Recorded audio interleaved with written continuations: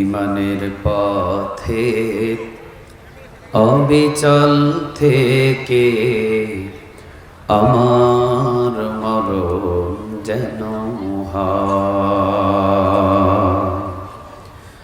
ইমানের পথে অবিচল থেকে আমার মরণ যেন হয়।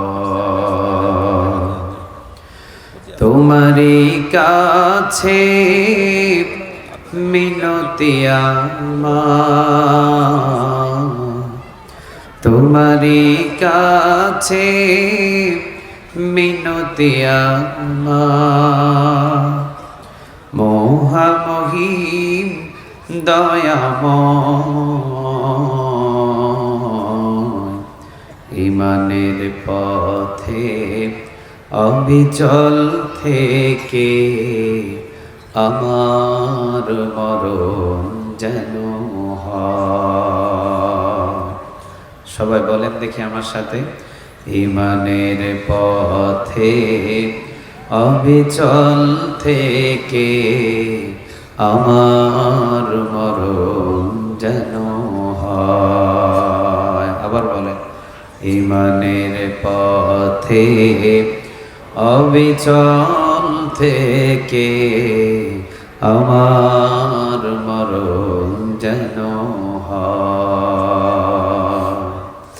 তোমারই কাছে মিনতি আমার, তোমারই কাছে মিনতি আমার, মহামহিম দয়াময়। ইমানের পথে অবিচল থেকে আমার মরণ যেন হয়। সবাই বলেন আমিন। রাজশাহী বাঘাবাসী আপনারা সবাই কেমন আছেন?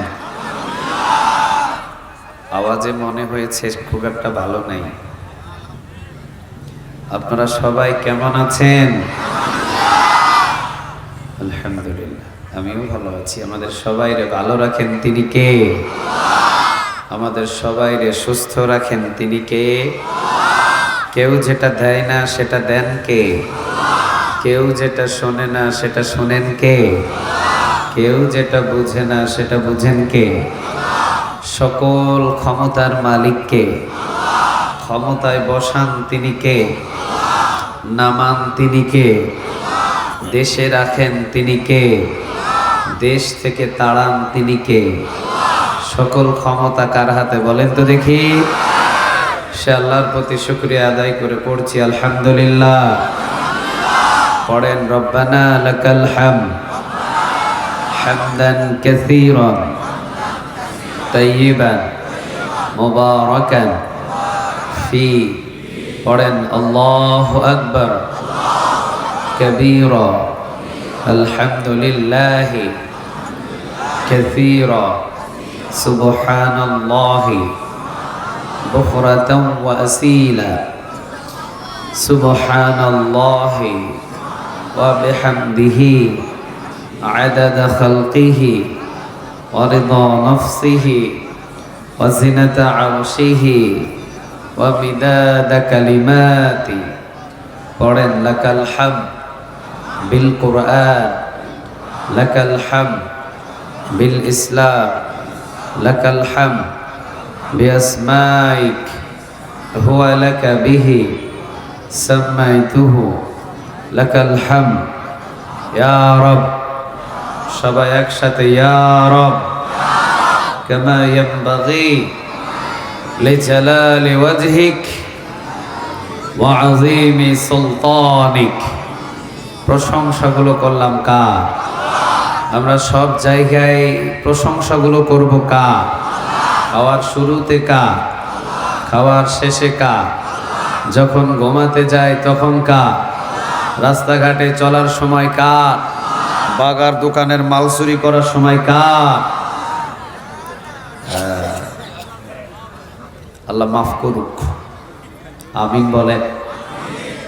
চোরের সাথে আমাদের কোনো সম্পর্ক, ডাকাতের সাথে আমাদের কোনো সম্পর্ক নাই, বরং চোরেদের হাত কেটে দাও, এটার সাথে আমাদের সম্পর্ক আছে না নাই? ভুল করে বলেছে, আল্লাহ মাফ করে দিবে। আমরা বলি আমিন। আল্লাহ মুখেরটা নয়, আল্লাহ কলিজারটা নেন। ইন্নাল্লাহা লা ইয়ানজুরু ইলা সুওয়ারিকুম ওয়া আমালিকুম ওয়ালাকিন ইয়ানজুরু ইলা কুলুবিকুম ওয়া আমালিকুম। প্রতিটা মানুষের কলিজা দেখে জান্নাতে ঢুকাইয়া দিবেন তিনি কে? আল্লাহ। আমরা গোলামি করব কার বলেন তো দেখি?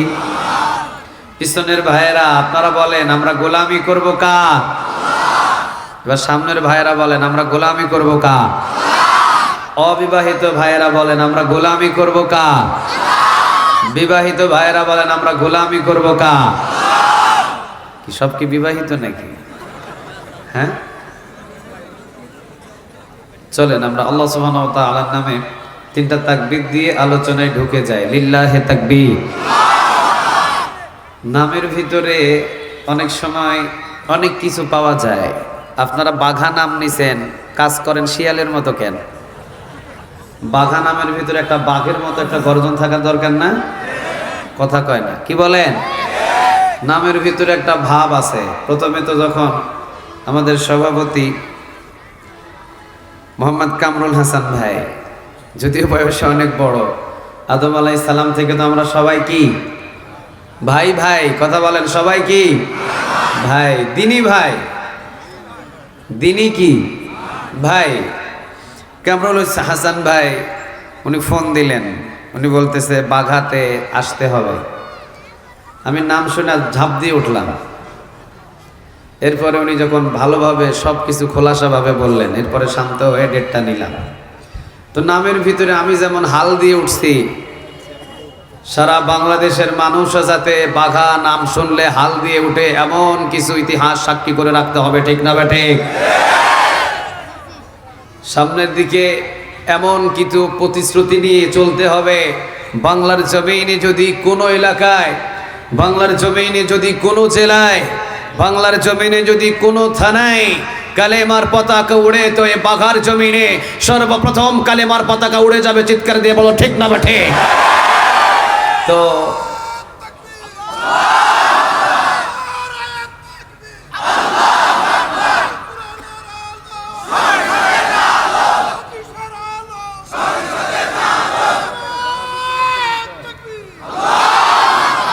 আল্লাহ তুমি কবুল করো। আর একটু জোরে বলেন আমিন।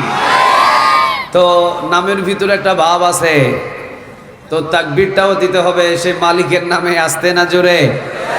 হ্যাঁ, দেখা যাক। লিল্লাহি তাকবীর, নারে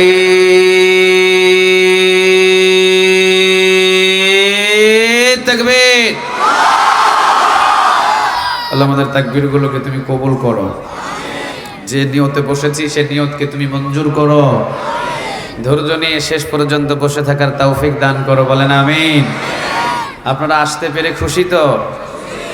কথা বলেন না, আসতে পেরে খুশি তো? কানায় কানায় পরিপূর্ণ কোরআনের ময়দান। আল্লাহ সুবহানাহু ওয়া তাআলা এই ময়দানকে কবুল আর মঞ্জুর করুক। দীর্ঘতম এক যুগ পর্যন্ত এই ময়দানটাকে দাবিয়ে রাখা হয়েছিল, চাপিয়ে রাখা হয়েছিল, বন্ধ করে রাখা হয়েছিল। বিভিন্ন কনসার্টে মারামারি হয়, যেই কনসার্টগুলো পরিচালনা করে মমতাজের মতো পাগল। কিন্তু কোরআনের কোনো মাহফিলে মারামারি হয় এমন কোনো ইতিহাস নাই, ঠিক না ভাই ঠিক? তারপরও কেন যে এই প্রোগ্রামগুলো দাবিয়ে রাখে আমার বুঝে আসে না। কেন দাবিয়ে রাখে, কেন চাপিয়ে রাখে আমার বুঝে আসে না। আল্লাহ সুবহানাহু ওয়া তাআলা এই জন্যই মনে হয় আবু জেহেলও এই কোরআনটাকে দাবিয়ে রাখার জন্য চেষ্টা করেছে। আর আল্লাহ 1400 বছর আগে বলেছেন, ইউরিদুনা লিউতফিউ নূরাল্লাহি বিআফওয়াহিহিম ওয়াল্লাহু মুতিম্মু নূরিহি ওয়ালাউ কারিহাল কাফিরুন। ও নবী, আবু জেহেল চাইবে কোরআনটাকে দাবিয়ে রাখতে, আর আমি আল্লাহ কোরআনটাকে পার্লামেন্টে পৌঁছিয়ে দিব। চিৎকার দিয়ে পড়েন আল্লাহু আকবার। ওই জামানায় ছিল আবু জেহেল। 2024-25 আবু জেহেল নাই, কিন্তু তার বংশধর থাকতে পারে, তার নাতিপুতি থাকতে পারে। হ্যাঁ, তারা থাকতে পারে। তারাই হয়তো এক যুগ পর্যন্ত এটা চাপিয়ে রেখেছিল, কিন্তু চাপিয়ে রাখা সম্ভব নয়, কারণ কোরআন আপনারও নয়, আমারও নয়। কোরআনটা কার? আরো জোরে বলতে হবে কার? যদি আগুন লেগে ধ্বংস হয়ে যায়,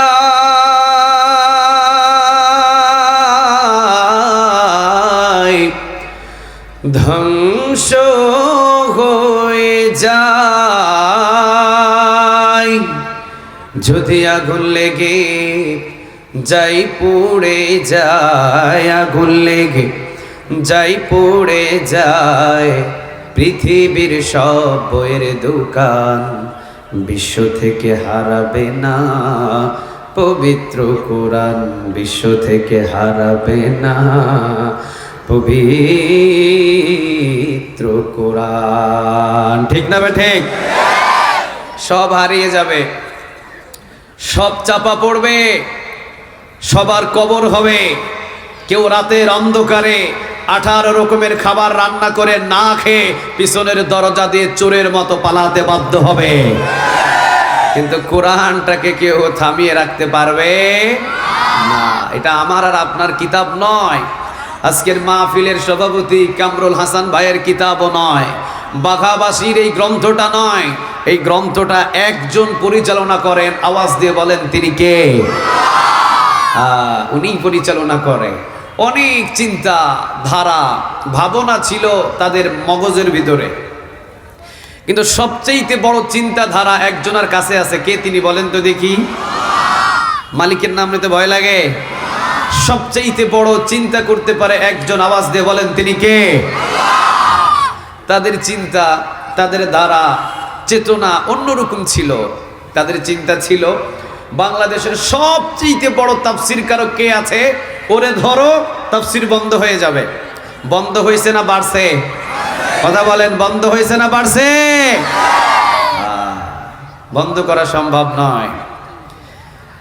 সবচেয়ে বড় তাফসির কারক ওই জামানায় ছিলেন, আজ থেকে প্রায় 14-15 বছর আগে, যিনি কোরআনের কথাগুলো ময়দানে বলতেন। মানুষ শুধু তার পিছনেই ঘুরছে, সুবহানাল্লাহ বলেন। বাজারে তার ওয়াজ, টিভিতে তার ওয়াজ, সিডিতে তার ওয়াজ, তখন তো মোবাইল ছিল না, ক্যাসেটে তার ওয়াজ। 1000-এরও বেশি অমুসলিম তার হাতে কালিমা পড়ে মুসলমান হয়েছে, আলহামদুলিল্লাহ বলবেন না? দেশ বিদেশে ছড়িয়ে প্রায় 52টা দেশেরও বেশি উনি কালেমার কথা বলেছে, কোরআনের দাওয়াত দিয়েছে। ওই মানুষটা টপ লেভেলের একজন তাফসীর কারক ছিলেন এই বাংলার জমিনে। আপনারা অবশ্যই নাম জানেন, আমি নাম বলছি না। ওই মানুষটাকে গ্রেফতার করে 13টা বছর জেলখানায় বন্দি রেখে চিন্তা করেছিল কোরআনটাকে থামিয়ে রাখবে। এটা থামিয়ে রাখার কিতাব নয়, এক আল্লামাকে থামিয়ে রাখবেন, 10,000 আল্লামা আল্লাহ জমিনে জন্ম দেবে। চিৎকার দিয়ে বলো ঠিক না বেটে? এটাই কোরআন, এটাই কোরআন। একটা কোরআনের সৈনিককে গ্রেফতার করে রিমান্ডে পিটাবে, ওই গ্রামের ভিতরে 10টা কোরআনের সৈনিক কোরআনের জন্য জীবন দিতে প্রস্তুত হবে, ঠিক না বেটে? আহা, আল্লাহু আকবার। এই জন্য কোরআন হেফাজতের দায়িত্ব আল্লাহ বলেছেন, ইন্না নাহনু নাযালনা যিকরা ওয়া ইন্না লাহু লাহাফিজুন। ও নবী, এটা হেফাজতের দায়িত্ব আমি। I have Saint down the Quran and I will take care of it. এটা আমি নাজিল করেছি, এটারে আমি হেফাজত করব, আপনার হেফাজত করতে হবে না।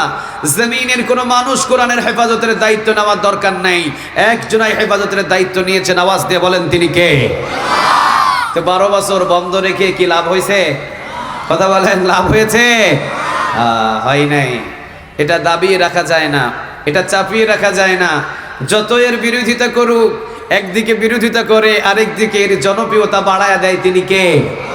আল্লাহ। দেখেন নাই 5 বছর ডক্টর মিজানুর রহমান আজহারি ভাই ছিলেন না বাংলাদেশে, তখন ওনার মাহফিলে মানুষ হইতো 1 লাখ। উনি 5 বছর পরে আসার পরে ওনার মাহফিলে মানুষ হয় 25 লাখ। কোরআনের সাথে সম্পর্ক রাখলেই সম্মান বাড়ে, কোরআনের আন্দোলন করলেই সম্পর্ক, কোরআনের সাথে সম্পর্ক করলে সম্মান বাড়ে, কোরআনের আন্দোলন করলেই সম্মান বাড়ে, কোরআনের সাথে সম্পর্ক করলে মর্যাদা বাড়ায় দেন। আওয়াজ দিয়ে বলেন তিনি কে? সব আল্লাহর পক্ষ থেকে। এই জন্য কোরআনের 2টা দিক আছে। কয়টা? কথা বলেন, কয়টা? 2টা। সূরা ওয়াকিয়ার 77 নম্বর আয়াত বাড়িতে গিয়ে খুলবেন।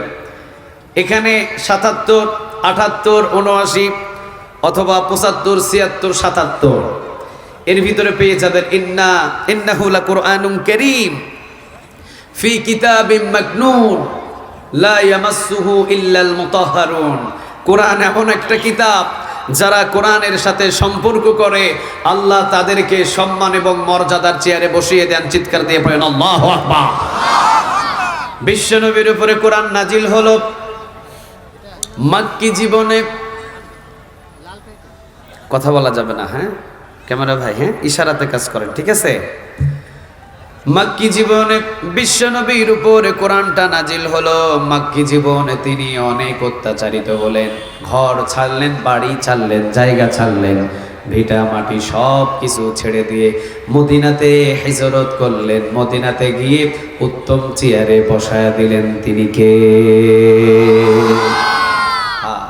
এটাই প্রমাণ করে কোরআনের জন্য একদিন মার খাবেন, 2 দিনের বেলা জীবন দিবেন, 3 দিনের বেলা দাঁত ভাঙবে, 4 দিনের বেলা মাথায় লোহার রড ঢুকবে, 5 দিনের বেলা চাচা শহীদ হবে, আর 6 দিনের বেলা সারা রাষ্ট্রের প্রধানমন্ত্রী আপনাকে আল্লাহ বানিয়ে দিবে। ঠিক না ঠিক? এটাই কোরআন, এটাই কোরআন। আগে জীবন দিতে হবে, এরপরে মার খেতে হবে, এরপরে জেলখানায় রিমান্ডে পিটুনি খাইতে হবে, এরপরে দেশ ছাড়তে হবে। বাংলাদেশে সব দাওয়া শেষ, এখন শুধু বাকি আছে কোরআনের বাংলাদেশ। কথা বলেন না কেন? এটারে দাবা রাখা যায় না, এটারে ঘরের ভিতরে বন্দি রাখা যায় না। 2টা দিক আছে কোরআনের। নাম্বার 1, ইন্নাহু লাকুরআনুন কারীম ফি কিতাবিম মাকনুন লা ইয়ামাসসুহু ইল্লাল মুতাহহারুন। কোরআন এমন একটা কিতাব, ওর সাথে যদি কেউ ট্রাস লাগে, কেউ যদি ঘর্ষণ খায়, কারো বুকে যদি কোরআন ঠাঁই পায়, কেউ যদি কোরআনের আন্দোলনে ভর্তি হয়ে যায়, আল্লাহ তার সম্মান বাড়ায় দেয়। সুবহানাল্লাহ বললেন না? বাড়িতে গিয়ে বললেন সুবহানাল্লাহ, আগামীকাল নাস্তার পরে বললেন আল্লাহু আকবার। একটু জোরে বলেন না সুবহানাল্লাহ।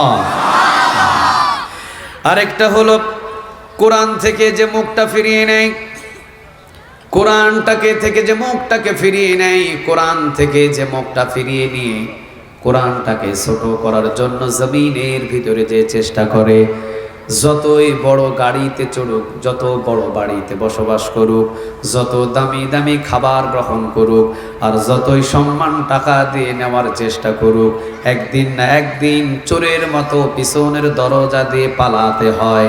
এই আইনটাও কই গেল যে খেলা হবে ডাকতো যে যারা? কথা বলেন না কেন?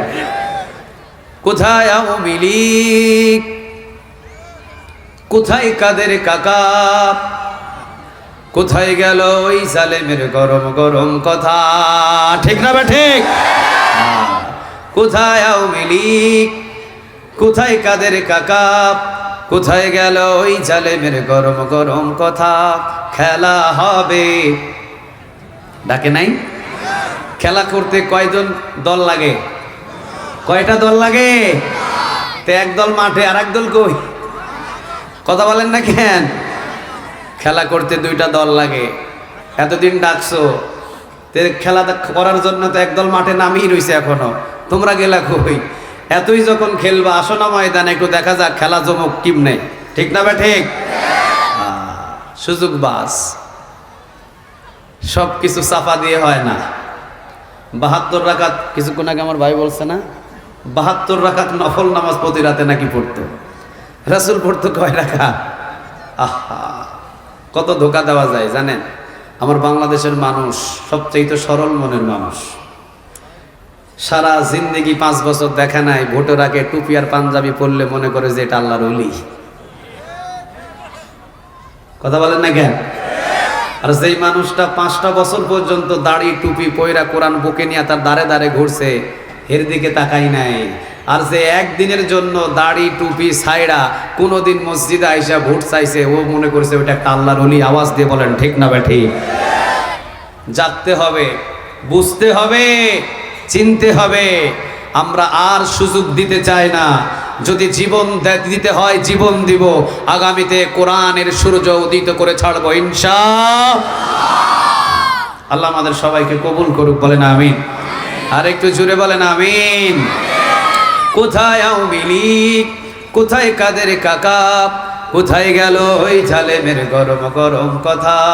খেলা হবে, খেলা হবে, খেলা হবে, খেলা হবে, খেলা হবে বইলা কাকা গেল পালায়া। হাসিনা পালাইছে হে দেশটা ছাড়িয়া, হাসিনা পালাইছে দেশটা ছাড়িয়া। ঠিক না বা ঠিক? এই জন্য আল্লাহ রাব্বুল আলামিন নিজেই বলছেন, কোরআন এমন একটা কিতাব, কোরআনের সাথে যদি কারো সম্পর্ক হয় তার সম্মান এবং মর্যাদা জমিনে বেড়ে যাবে। বিদায় করে দিবেন তিনি কে? আপনাদের কি বিশ্বাস হয়? সবাই বলেন, আপনাদের কি বিশ্বাস হয়? বুঝে নেবেন, বিশ্বাস করতে হবে, সেটা তো উপায় নেই। বাংলার জমিনের ভিতরে হাতের ভিতরে যদি হ্যান্ডকাপ লাগায় ওদের সম্মান কমে যায়, রিমান্ডে নিয়ে পিটুনি খাইলে সম্মান কমে যায়, এরপরে হামলা মামলা খাইলে এলাকার মানুষ তাদের দিকে সিসাকার করে, ঘৃণা করে। আর কোরআনের জন্য যদি কেউ একটা হামলা খায়, একটা মামলা খায়, ও জেলা পর্যায়ে সম্মানের চেয়ারে বসে যায়। আওয়াজ দিয়ে বলেন ঠিক না বেটে? এই সম্মান মর্যাদা কে দেয়? আর একটু জুড়ে বলেন কে? আপনাদের কষ্ট হইতেছে তাই না? বোঝা যাচ্ছে তো কষ্ট হইতেছে আপনাদের। আমি বেশি কষ্ট দিব না, আমিও আসছি দূর থেকে, আবার যাব দূরে। 11টার ওই পার্শ্বে যাওয়ার চিন্তা ভাবনা আছে, তবে বেশি ওই পার্শ্বে যাব না। আমি এখনো শুরুই করি নাই, শুধু কোরআন থেকে যে আলোচনা শুনতেছি, কোরআনের মর্ম সম্পর্কে কয়েকটা কথা শেয়ার করেছি মাত্র। কোরআন এমন একটা কিতাব, নাম্বার 1, ধ্বংস করার পৃথিবীর কোনো মন্ত্রীর ক্ষমতা নাই। নাম্বার 2, কোরআনের সাথে আমাদের সম্পর্ক হইলে সম্মান বাড়ায়া দেন তিনি কে? আল্লাহ। নাম্বার 3, কোরআন থেকে যদি কেউ মুখটাকে ফিরিয়ে নেয়, জমিনে অপমান অপদস্থ করেন, আওয়াজ দিয়ে বলেন তিনি কে? আরেকটা, কোরআনের আন্দোলন যারা করে, কোরআন নিয়ে যারা জীবন গঠন করে, ওদের দোষ নাই, ওদেরকে হামলা দেয়, ওদেরকে মামলা দেয়, ওদেরকে জেল দেয়, এমনকি ফাঁসিতে পর্যন্ত ঝুলিয়ে দেয়। আওয়াজ দিয়ে বলেন ঠিক না ব্যাঠি? এই যে যারা জালিম, আল্লাহ বলছেন ইন্নাল্লাহা লা ইউহিব্বুয যালিমিন, জালিমকারীদের আমি পছন্দ করি না। শুধু তাই নয়, যারা জালিম তাদেরকে আমি শাস্তি মৃত্যুর পরে নয়, ওই জালিমদের শাস্তি দুনিয়াতে থাকতেই শুরু করে দেন তিনি কে? আল্লাহ। সুবহানাল্লাহ বলবেন না? আল্লাহ রাব্বুল আলামিন বলছেন জালিমদের শাস্তি হলো দুনিয়ায়। নামাজ পড়েন নাই, রোজা করেন নাই, জেনা করেছেন, অথবা জমিনের ভিতরে কোনো বড় ধরনের কোনো পাপ কাজ করেছেন, সেইটার শাস্তি আল্লাহ রাব্বুল আলামিন মৃত্যুর পরে আপনার জন্য নিযুক্ত করে রেখে দিয়েছেন। কিন্তু যদি কোনো মানুষের উপরে অত্যাচার, নির্মমভাবে যদি কেউ জুলুমি করে, জুলুমের শাস্তি মৃত্যুর উপরে নয়, জুলুমের শাস্তি জীবিত থাকাকালীন শুরু করে দেন তিনি কে? শাস্তি শুরু হয়েছে, চোখ কান যদি একটু খাড়া করে দেখেন তাহলে বুঝতে পারবেন। ঠিক না ভাই? ঠিক। কত দামি বাড়ি, কত দামি গাড়ি, কত দামি সম্পদ, পুরা এরিয়া ছিল তার, কিন্তু তার বাড়িতে মশা মাছি ছাড়া বসবাস করার সুযোগ নাই। রাতের অন্ধকারে পালাতে হয়েছে, এই আযাব দিয়ে ধরছে একজন। আওয়াজ দিয়ে বলেন তিনি কে? আরো জোরে বলেন তিনি কে? তাহলে আরেকটা বুঝলাম, জালিমের শাস্তিটা মৃত্যুর পরে নয়, জমিনে জীবিত থাকাকালীন জালিমের আযাব দিয়ে জালিমের শাস্তি শুরু করে দেন তিনি কে? আল্লাহ। কিয়ামতের ময়দানে আরেকটা কথা শোনেন, কিয়ামতের ময়দানে জালিমকে আল্লাহ রাব্বুল আলামিন, সে যত বড় হাজি হোক আর যত বড় কাজী হোক, কিয়ামতের ময়দানে কোনো জালিমের কোনো মাফ হবে না। অন্যান্য যারা গুনাহগার ছিলেন, কিয়ামতের ময়দানে ইচ্ছা করলেও তার গুনাহটাকে মোচন করে দিয়ে জান্নাত দান করতে পারেন তিনি কে? এক হাদিসের বর্ণনা এসেছে, আল্লাহ রাব্বুল আলামিন একজন জাহান্নামীকে বলবে, যা জাহান্নামে চলে যা। ও জাহান্নামের দিকে রওনা দেবে, আল্লাহর হুকুম পালন করতে হবে তো। জাহান্নামের দিকে রওনা দেবে, পিছন থেকে ডাক দিবেন আল্লাহ রাব্বুল আলামিন, বান্দা ফিরে আয়। আবার ফিরে আসবে। আল্লাহ ডাকছেন যে, কি রে জাহান্নাম ভয় লাগে না? কয় ভয় লাগে কি হবে, তুমি হুকুম দিছো, তোমার হুকুম পালন করার জন্য। আজীবন তো করি নাই, অন্তত আজকেরটা কইরা একটু দেখি না। আপনি বলছেন জাহান্নামে যাইতে, এই জন্য আমি জাহান্নামে দৌড় দিছি। সুবহানাল্লাহ বলেন। সারা জিন্দেগি আপনার অবাধ্য করছি, কিন্তু আজকে অবাধ্য করব না। ও রব্বে কারীম, আজকে আপনার হুকুম পালন করার জন্য, যেহেতু আপনি বলেছেন জাহান্নামের দিকে যাওয়ার জন্য, জাহান্নামের দিকে রওনা দিয়ে দিলাম। জাহান্নামের দিকে রওনা দিয়ে দিয়েছে, পিছন থেকে ডাক দিয়ে বলবেন বান্দা ফিরে আয়। ফিরে আসার পরে আবার আমলনামাটা বলবেন দে তোর আমলনামা। আমলনামা নেবে, আমলনামা দেখার পরে শুরু থেকে আউয়াল তো আখের, শুরু থেকে শেষ পর্যন্ত আমলনামাটা দেখবেন তিনি কে? আর একটু জুড়ে বলেন কে? আবার বলবে যা জাহান্নামে চলে যা, যা। আবার যাবে, আবার গেট থেকে আল্লাহ ডাক দিয়ে বলবে এদিকে আয়, আবার আসবে। দেখবে আমলনামা, দে তোর আমলনামা। আবার আমলনামাটা দেখবেন, আল্লাহ রাব্বুল আলামিনকে জিজ্ঞাসা করবেন বান্দা এবার করুন সুরে রব্বে কারীম, বারবার জাহান্নামের দিকে পাঠান, আবার বারবার কেন আপনি পিছন থেকে ডাক দেন?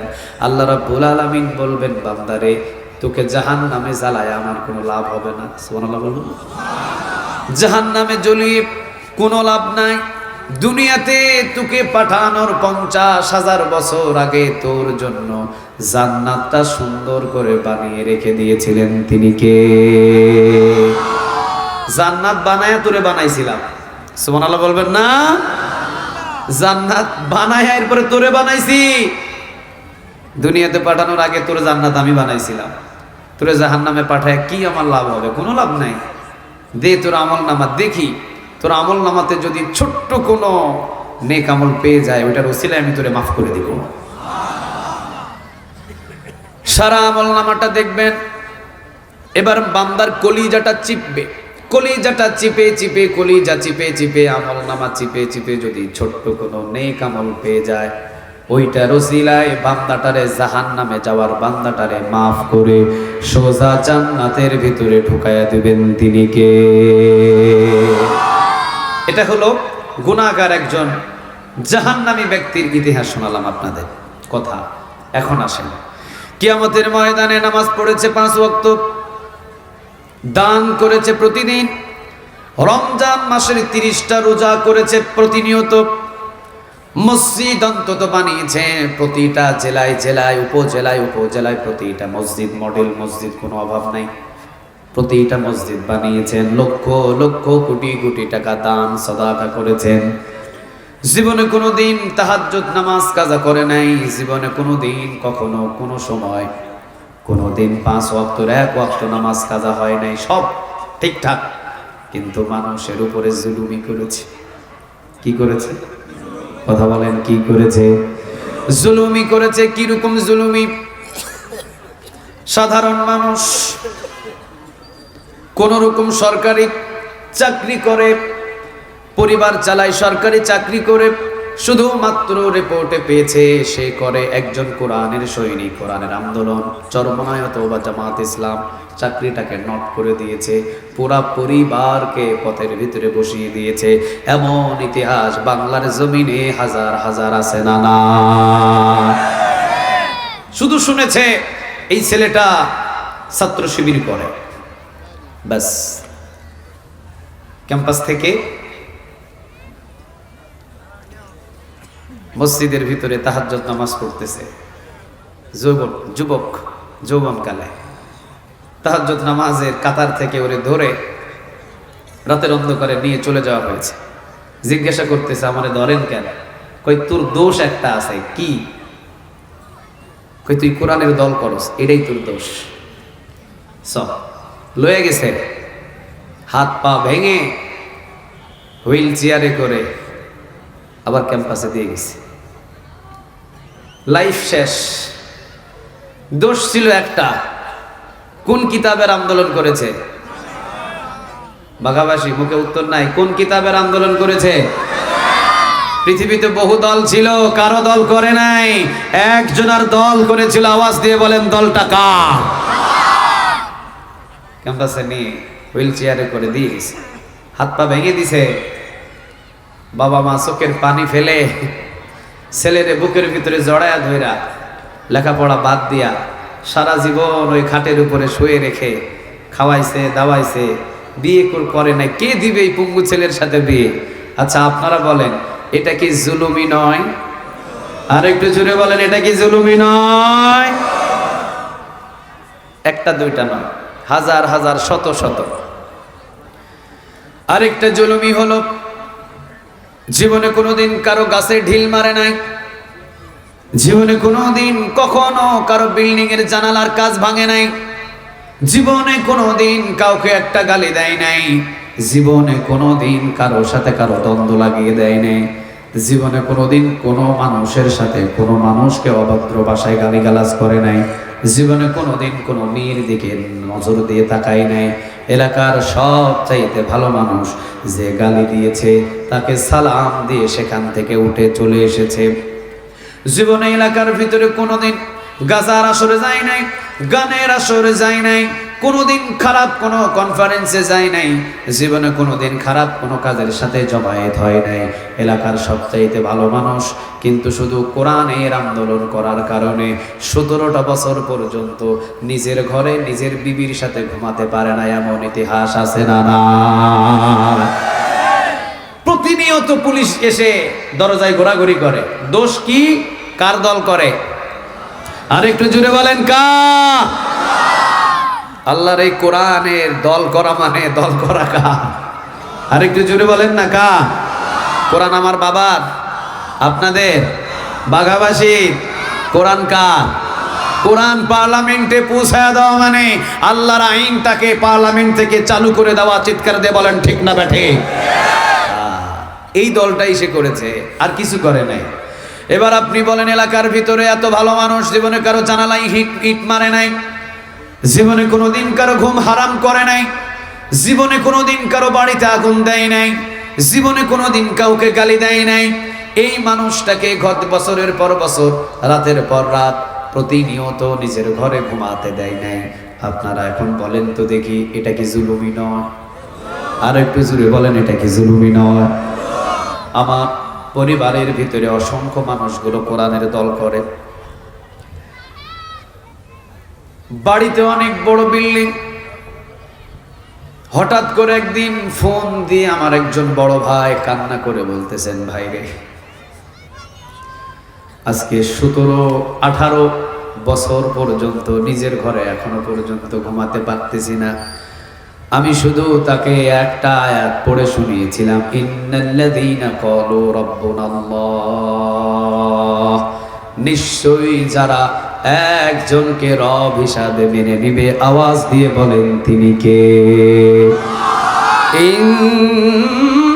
ইন্নাল্লাযীনা ক্বালু রাব্বুনাল্লাহ,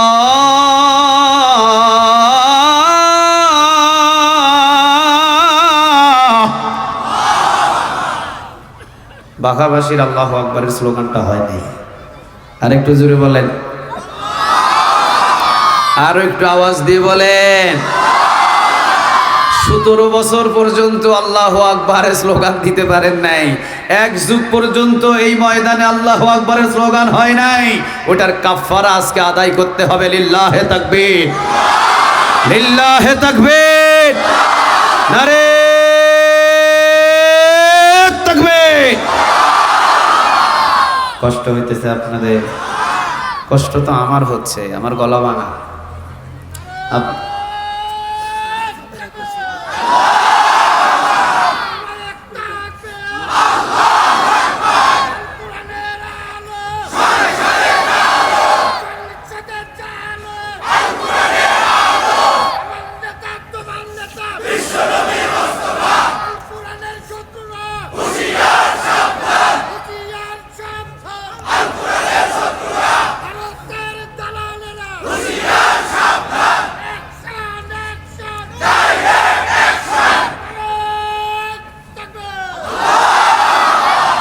পুরা কাফারা আদায় হয়ে গেছে, আর কিছু বাকি নাই। আর কিছু বাকি আছে? আর কিছু বাকি নাই। বাংলাদেশের যতগুলো স্লোগান ছিল সব হয়ে গেছে আজকে। কথা কন না কেন? হুজুর যদি প্রোগ্রাম শেষ করে আমার সাথে সাক্ষাৎ করে, তো হুজুরের হাদিয়া আছে আমার পক্ষ থেকে। হ্যাঁ, যেটা বলছিলাম, ইন্নাল্লাযীনা ক্বালু রাব্বুনাল্লাহ, নিশ্চয়ই যারা একজনাকে রব হিসাবে মেনে নিয়েছে, আওয়াজ দিয়ে বলেন তিনি কে? আপনি রব হিসাবে আল্লাহরে মানছেন না? আমার ভাই বলে হ্যাঁ, রব হিসাবে তো আল্লাহরে মানি। আমি বলছি সুম্মাস্তাকাম, অটল হয়ে দাঁড়িয়ে থাকতে হবে। এই কথাটা কার? আরো জোরে বলেন কার? সুম্মাস্তাকাম, ইস্তেকামত হয়ে স্ট্রেট ফরওয়ার্ড, সোজা দাঁড়িয়ে থাকতে হবে। 17 বছর নয়, এই বাংলার জমিনের ভিতরে শুধু 17টা বছর নয়, 17টা বছরের সাথে যদি আরো 17টা বছর যোগ করা হয়, আরো যদি 17টা বছর যোগ করে যদি বাংলার জমিনের ভিতরে আল্লাহকে যারা রব হিসাবে মেনে নিয়েছে তাদের উপরে যদি আরো বেশি কঠিন মুসিবত নেমে আসে, এরপরেও কোরআনের দল ছেড়ে বাংলার জনগণ কোনোদিন হাঁটবে না। তাদেরকে সরানো পৃথিবীর কোনো শক্তি নাই, কারণ তারা একজনাকে রব হিসাবে মেনে নিয়েছে। আওয়াজ দিয়ে বলেন তিনি কে? আর যারা আল্লাহকে রব হিসাবে মেনে নেয় তারা জেলখানায় যেতে হবে, ওইটা আগে ভালোভাবে জানে। সুবহানাল্লাহ বলবেন না? যারা আল্লাহকে রব হিসাবে মেনে নেয় তারা ভালোভাবে জানে আমার নিজের ঘরে ঘুমানো হতে নাও পারে। আল্লাহ এই বুঝগুলো আমাদের দান করুক, বলেন আমিন। আরো একটু জোরে বলেন আমিন। তাহলে এগুলো ছিল জুলুমি।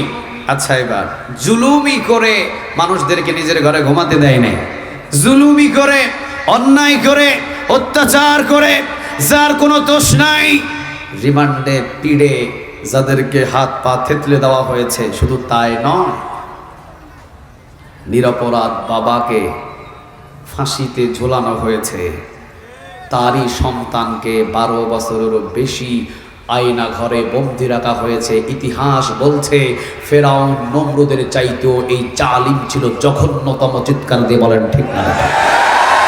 নমরুদের জমানায় এত বড় জালিম জন্ম নেয় নাই, ফেরাউনের জমানায় এত বড় জালিম জন্ম নেয় নাই। বাংলার জমিনে এত বড় জালিম জন্ম নিয়েছে।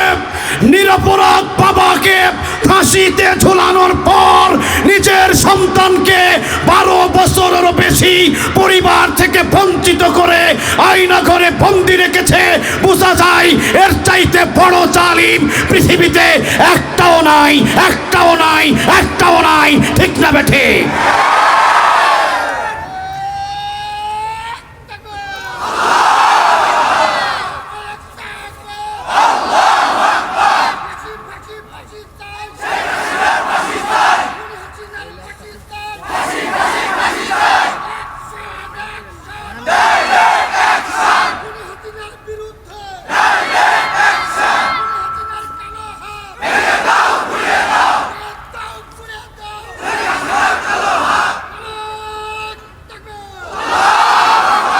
আল্লাহ তুমি কবুল করো।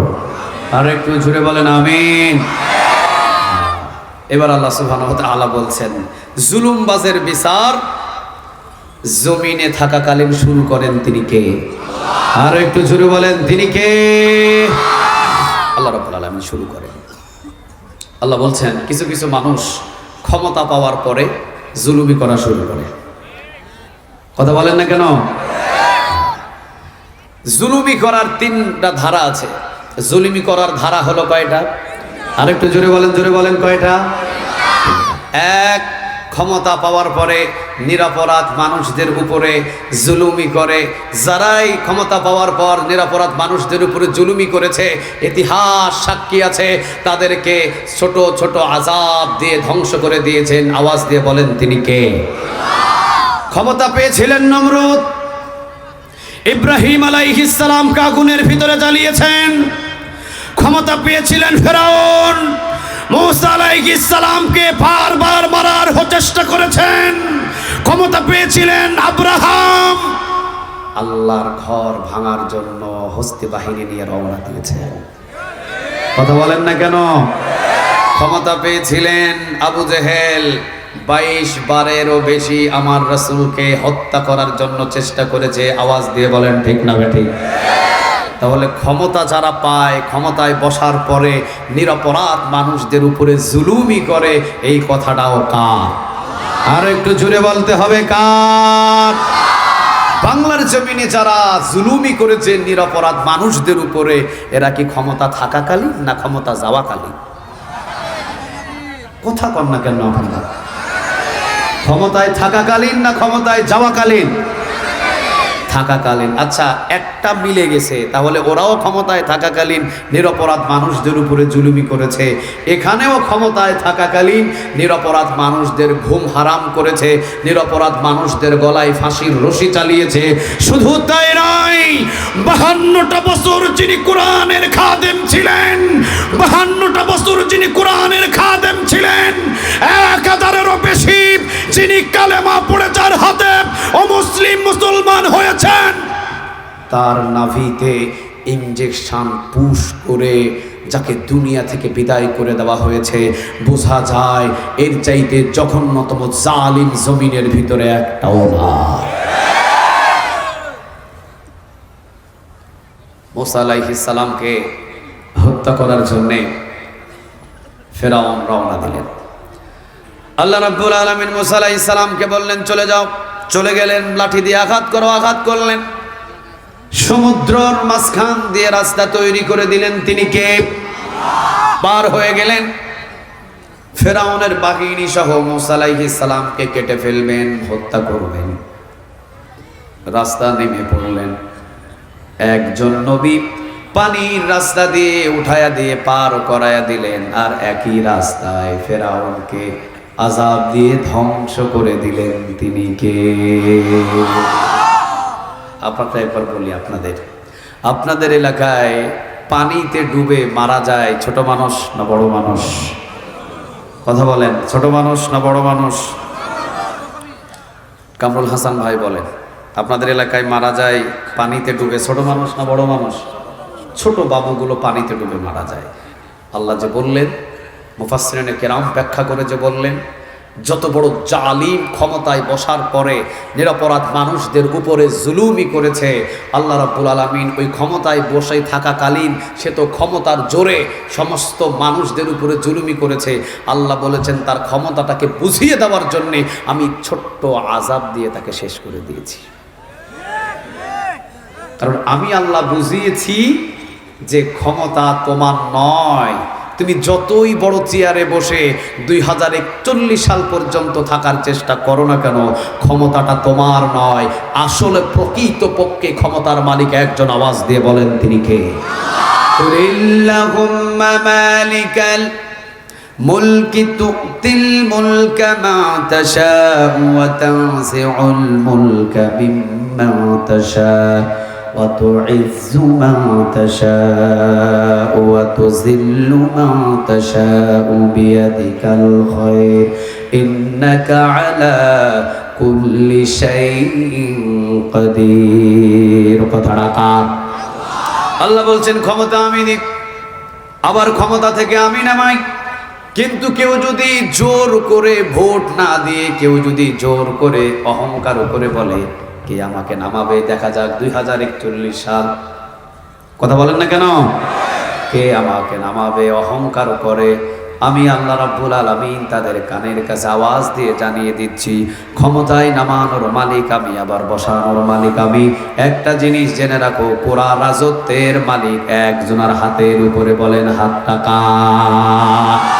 সূরা মুলক প্রথম নম্বর আয়াতটা খুললে পেয়ে যাবেন। তাবারাকাল্লাযী বিয়াদিহিল মুলকু ওয়া হুয়া আলা কুল্লি শাইইন কাদির।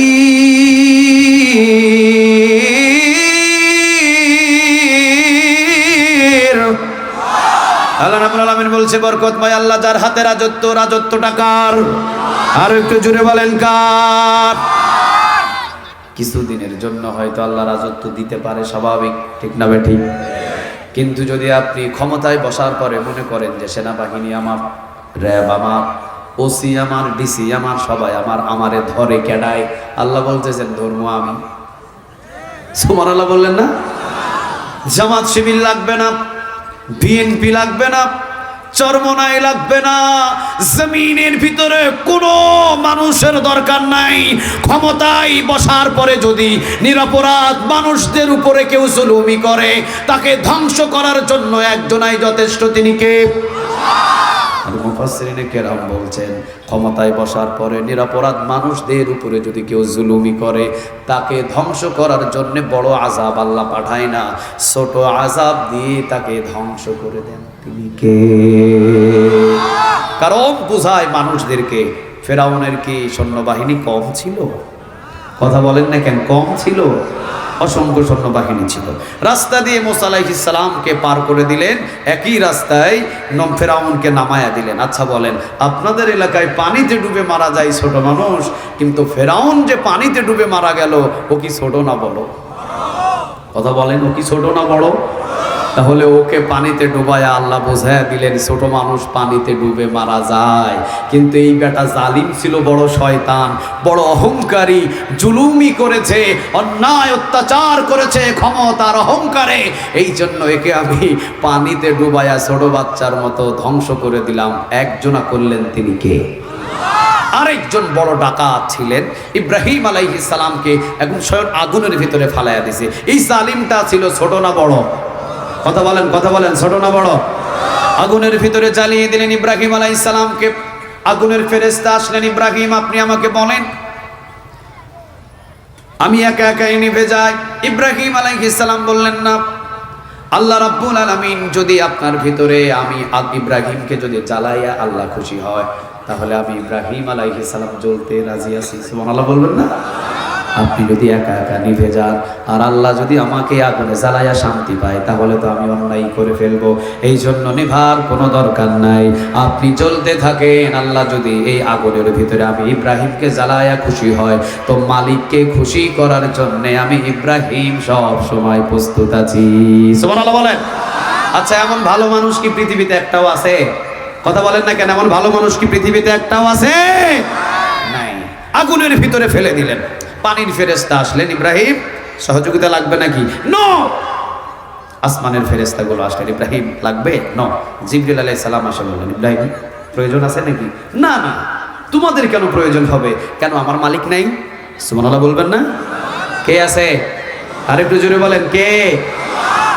আল্লাহ রাব্বুল আলামিন আয়াত নাযিল করে দিলেন, কুলনা ইয়া নারু কুনি বারদাও ওয়া সালামান আলা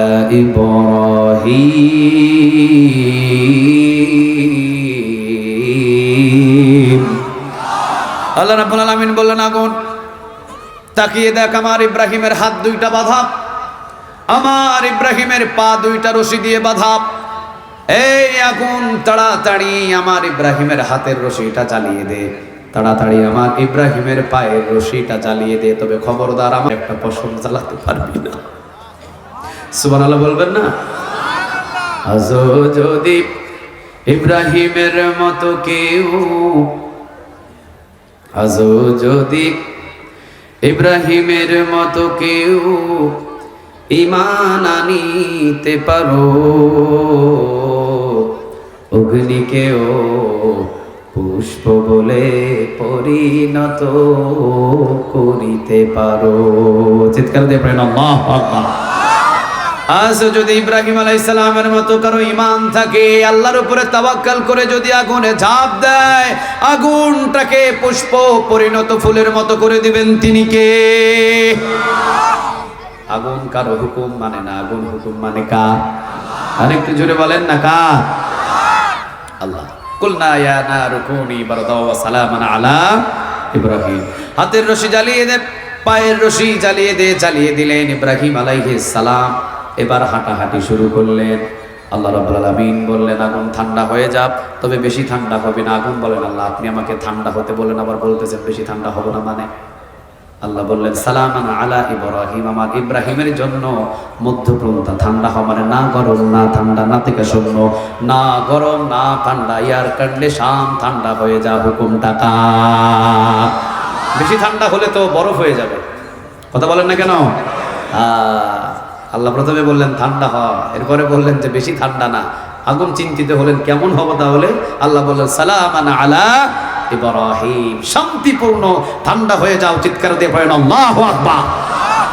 আচ্ছা, এত বড় জালিম যে নবীকে আগুনের ভিতরে ক্ষমতায় থাকাকালীন নমরুদ ফেলে দিলেন, এই বড় জালিমকে আল্লাহ রাব্বুল আলামিন একটা জিনিস দ্বারা ধ্বংস করেছিলেন, ওইটার নাম কি বলেন? মনে আছে আপনাদের? কি নাম? কি? মশা। আচ্ছা, মশাটা কি সুস্থ না অসুস্থ? অসুস্থ। পা একটা কি সুস্থ না অসুস্থ? এই মশাটা মগজের ভিতরে ঢুকাইয়া দিলেন। এত বড় পাওয়ারফুল একজন ক্ষমতাবান নেতাকে ধ্বংস করার জন্যে মশা মাত্র কয়টা বাছাই করলেন? আরো জোরে বলেন, কয়টা? মগজের ভিতরে ঢুকিয়ে দিলেন। হঠাৎ করে যখন মগজে ঢুকলেন, চাকর দাঁড়ানো ছিল সামনে, তিনি বললেন, কেমন জানি আমার মাথার ভিতরে করে মনে হয়, তুমি এই সাইডে বাড়ি দিলে জুতার মাথা ঠিক হতে পারে। চাকরকে বললেন, মাথায় বাড়ি লাগা এই সাইডে। চাকর তো বলে, কি কয়? সারা জীবন যার জুতা পালিশ করলাম, তিনি বলে যে তার আমার জুতা দিয়ে নাকি তার মাথায় মারতাম।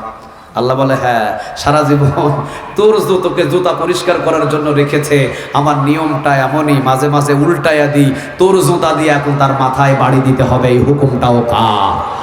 পিটা! পিটানা শুরু হলো। বলতেছে, তোর শরীরে শক্তি নাই, আরেকজনকে ডাক দে। আরেকজন এসে পিটালো, হয় না, আরেকজন। পিটাইতে পিটাইতে সব শেষ। এবার নিজের জুতা খুলে নিজের মাথায় বাড়ানো শুরু করছে। আপনাদের এলাকায় নিজের জুতা খুলে নিজের মাথায় যারা মারে ওদেরকে কি বলে? আরো জোরে বলেন, কি বলে? নমরুদের মতো এত বড় টাকা জমিনের উপরে ক্ষমতায় থাকাকালীন আল্লাহর পয়গম্বরের উপরে জুলুমি করেছে। আল্লাহ নিজের জুতা দিয়া নিজের মাথায় পিটায়া পাগল বানায়া দুনিয়া থেকে শেষ করেছে। ঠিক না ঠিক? আপনারা এখন বলেন, সে আল্লাহ এখনো আছে না নাই? আর একটু জোরে বলেন, আছে না নাই? আব্রাহাম আসলেন হস্তি বাহিনী নিয়ে, কার ঘর ভাঙবে? আরো জোরে বলেন, কার? আব্রাহাম ক্ষমতায় ছিলেন। ক্ষমতায় বসাকালীন সব মানুষগুলো মক্কায় এসে আব্রাহাম বললেন, তোমরা একটা আমার এই এলাকায় কাবা ঘর বানাও। ও কাবা ঘর বানালেন।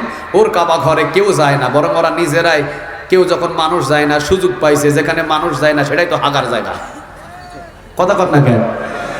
যেই পাথারে মানুষ নাই, হেয়ানেই তো সুযোগ পাই কি কাম সারায় দেয়। চিন্তা করলো যে মানুষ যখন নাই এখানে, কাজ সারায় দিই, বাস টয়লেট বানায় দিয়া পায়খানা করে দিছে। ওরাই পায়খানা করে লাগে গেছে ঠেলাঠালি। তাড়াতাড়ি ওরাই মনে হয় আমার এই কাবা ঘরে পায়খানা করছে, চাপায়া দিলেন। হস্তি বাহিনী নিয়ে সেই ঘরটাকে ভেঙে ফেলার জন্য রওনা দিলেন। আচ্ছা বলেন তো দেখি, ঘরটা কার? আরো জোরে বলেন, কার? আব্দুল মুত্তালিবকে সবাই বললেন, আপনি কি যুদ্ধ ঘোষণা দিবেন না? কই, কিসের যুদ্ধ? ওরা কাবা ঘর ভাঙার জন্য আসতেছে। কই, কাবা ঘর আমার, আমার ঘর যদি ভাঙে আমি যুদ্ধ করব। কাবা ঘর তো আমার নয়, তা আমার যুদ্ধ করার দরকার কি? কাবা ঘর যার, তিনি এটা বোঝাপড়া করবে। সুবহানাল্লাহ বলবেন না? রওনা দিলেন হস্তি বাহিনী নিয়ে। আল্লাহ রাব্বুল আলামিন আয়াত নাজিল করলেন, আলাম তারা কাইফা, পড়েন, আলাম তারা কাইফা ফাআলা রাব্বুকা বিআসহাবিল ফিল আলাম ইয়াজআল কাইদাহুম ফি তাদলিল ওয়া আরসালা আলাইহিম তায়রান আবাবিল। কথাটা কার? হস্তি বাহিনীদের ধ্বংস করার জন্য আল্লাহ রাব্বুল আলামিন ছোট ছোট পাখি পাঠালেন। পাখির ঝাঁক পাঠিয়ে দিলেন। পাখিগুলো কিন্তু বড় নয়, পাখিগুলো কিন্তু ছোট। এত বড় হস্তি বাহিনীদেরকে ধ্বংস করার জন্য আল্লাহ তো বড় বড় পাখি পাঠাতে পারতেন। ঠিক না বেটি? আল্লাহ বললেন, ক্ষমতায় থাকাকালীন আমার কাবা ঘর ভাঙার জন্য বিশাল বহর নিয়ে আসছে। বুঝাইয়া দিলাম, তুমি যত বড় ক্ষমতার মালিক হও না কেন, তোমাকে সাইজ করার জন্য আমার ছোট পাখি যথেষ্ট। সুবহানাল্লাহ বলবেন না? কিন্তু আমার বাংলাদেশের কিছু রাজনীতিবিদ ওই আব্রাহামের কথাও ভুলে গেছে, ওই ফেরাউনের কথাও ভুলে গেছে, ওই নমরুদের কথাও ভুলে গেছে, আবু জেহেলের কথাও ভুলে গেছে। এখন নিজেই এক একটা নমরুদ পয়দা হোক। কথা বলেন না কেন? এক জায়গায় তো বলেই ফেলছিল যে নমরুদ পয়দা হওয়া, ওনার ঘরে নাকি নমরুদ পয়দা হয়ে গেছে। কথা বলেন না কেন? ভিডিওটা মনে হয় দেখেন নাই ওইটা আপনারা। যেই কথাটুকু আমি বলেছিলাম, আবু জেহেলের মতো বড় ডাকাত নাই, বদরের প্রান্তরে আসলেন আবু জেহেল 1000 সৈন্যবাহিনী নিয়ে নবীর বিরুদ্ধে যুদ্ধ করবেন।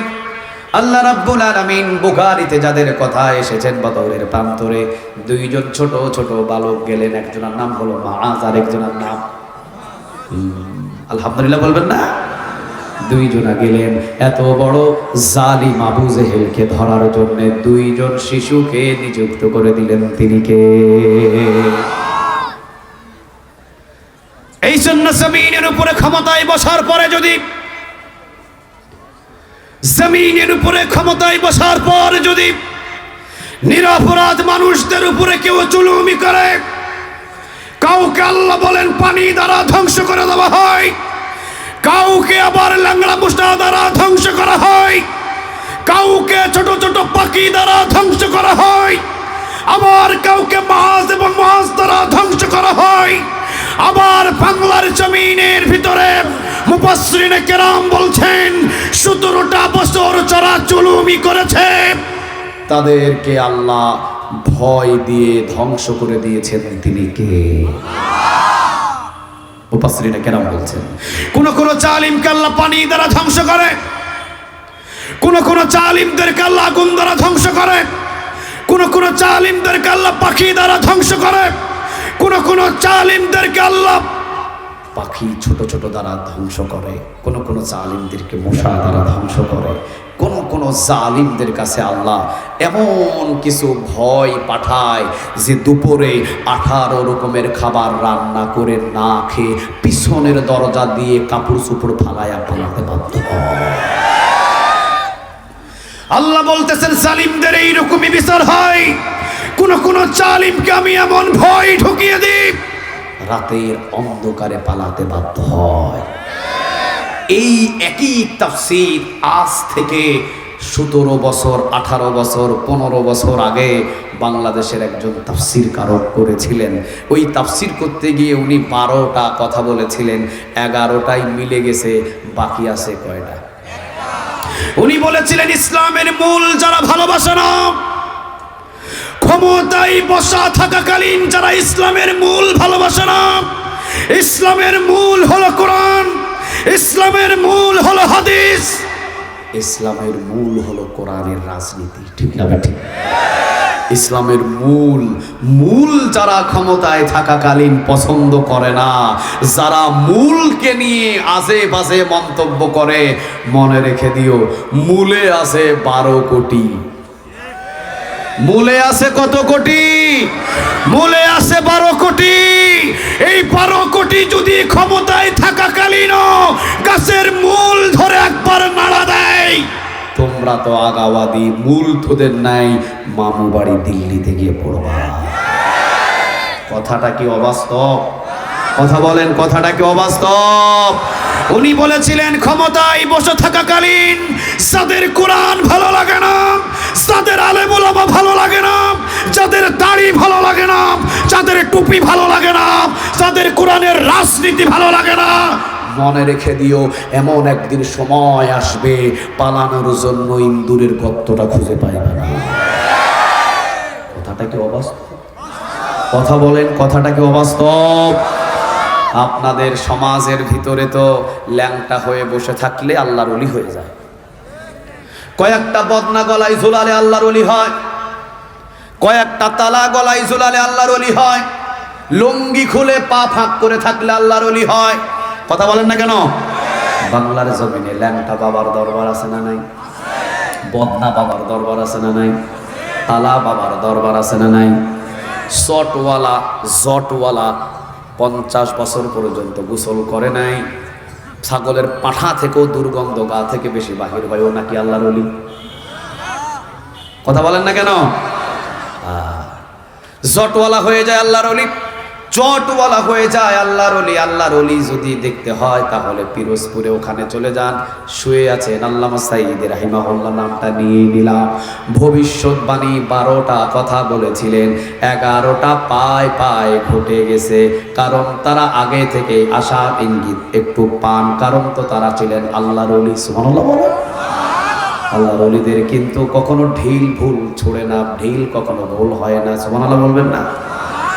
তারা ইঙ্গিত করে যেগুলো কথা বলেছেন 12টা বাণী 11টায় মিলে গেছেন। উনি বলেছিলেন যারা আমি আল্লামা সাঈদীকে যারা রাজাকার বানিয়েছে, যুদ্ধ অপরাধী বানিয়েছে, বাংলার জনগণ শুনে রেখে দিও, আমি আল্লামা সাঈদীকে শুধু কোরআনের সৈনিক হিসাবে সবাই চিনো, কিন্তু যারা তোমাদের সামনে আমাকে যুদ্ধ অপরাধী বানিয়েছে, যারা তোমাদের সামনে আমাকে খুনি বানিয়েছে, ধর্ষক বানিয়েছে, ওরা যদি এই অপরাধে আমাকে কেউ ধ্বংস করে দেয়, আমাকে যদি হত্যা করে ফেলে, আমি তো শহীদ হব, কোনো অসুবিধা নাই। কিন্তু একটা জিনিস আমি বলে গেলাম, 1 বছর তারা ক্ষমতায় চেয়ারে বসে থাকতে পারবে না। এখনো রেকর্ড আছে। যারা আমাকে খুনি বানিয়েছে, যারা আমাকে ডাকাত বানিয়েছে, যারা আমাকে যুদ্ধ অপরাধী বানিয়েছে, মনে রেখে দিও, এই অপবাদ দিয়ে যদি আমাকে তারা হত্যা করে, ওরা 1 বছর ক্ষমতায় টিকে থাকতে পারবে না। 14 আগস্ট মৃত্যু হলো তার, 5 আগস্ট সবকিছু ছেড়ে পালাতে বাধ্য হলো, ঠিক না ঠিক? কথাগুলো সব রাজনীতি হয়ে যাইতেছে, তাই না? কথা বলেন না কেন?